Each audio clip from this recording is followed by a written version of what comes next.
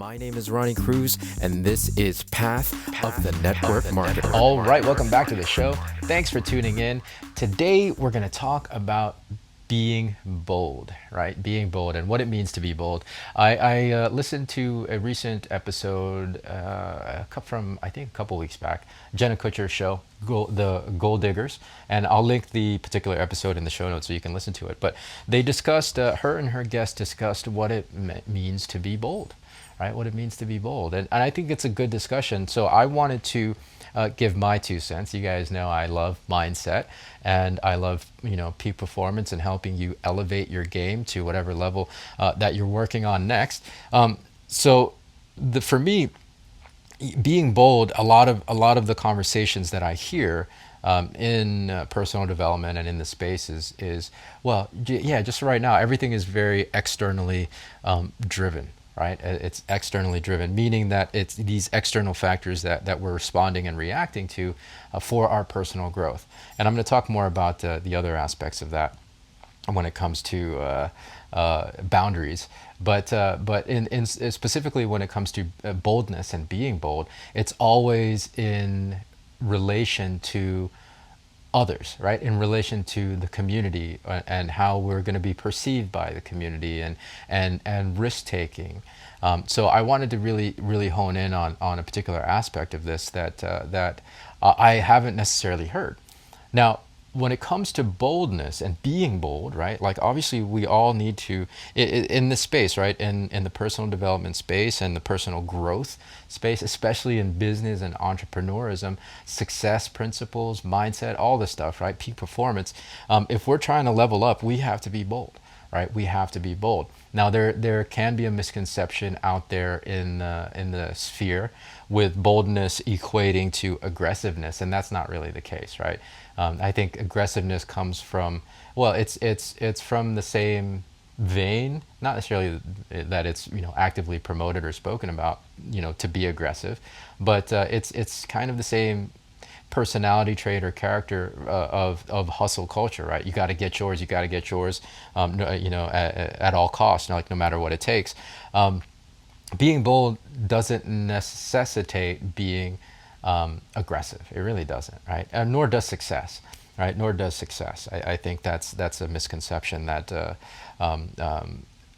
that I will continue to try to dispel. So boldness doesn't mean aggressiveness. It really doesn't. And in fact, you can be very bold, and be kind at the same time, right? Be kind at the same time, and I actually encourage that type of boldness. I think boldness for the most part, we shy away from boldness because of our own reluctance and how we might be judged, how what other people might think of us, and maybe fear of making mistakes, or fear of looking stupid, or fear of it's just perception largely, right?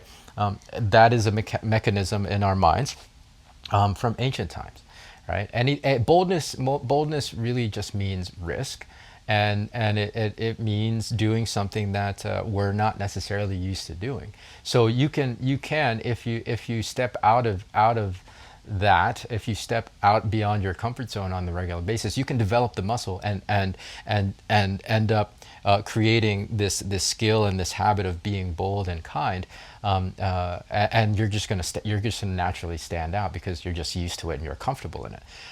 To get there, however, you have to really be purposeful and intentional about making the decision to be bold. And it's not so much that you have to take crazy risks, or that you have to be different, right? Like being contrarian just to be contrarian is not necessarily being bold.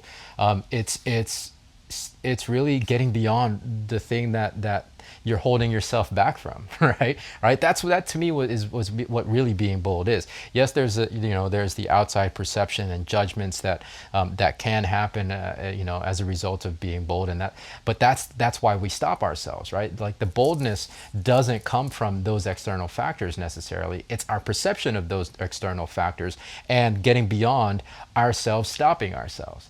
right? And that's really what it gets to. It's a mindset more than anything else, external, because what keeps us from being bold is ourselves, right? Is those stories. It's ourselves stopping ourselves from taking those things that we perceive as risks because of the fear of judgment, the fear of getting it wrong, the fear of standing out, the fear of looking dumb, et cetera, et cetera. It's our own perception and our own fears that keeps us, that stops us and that holds us back. And so to be bold is to do it despite those fears, right? Despite those hesitations and despite those things that you're afraid will happen, right? Because all of it is just in our heads anyways. I say that a lot on this show. It doesn't exist outside of our own headspace. And so you can be bold. You can start stepping out and pushing yourself beyond those, self limitations. Yeah, self-imposed limitations. That's what it really is. Being bold to me is stepping beyond your self-imposed limitations, having the courage to at least just take one little step outside of your comfort zone. Right, and the more you do that, the bolder you can be, and you'll start to eventually realize that okay, there's really very few, if anything, that I need to be afraid of. So that's what being bold is, and when you do that, you can really step into amazing things that you never knew were possible for your life, right? Because you've been holding yourself back this entire time. So this is a really important piece of mindset. Really work on being bold, and really what that means is working on not holding yourself back. So that's the message for today. More from me tomorrow. So until then, be well, be safe. I'll see you in the next episode.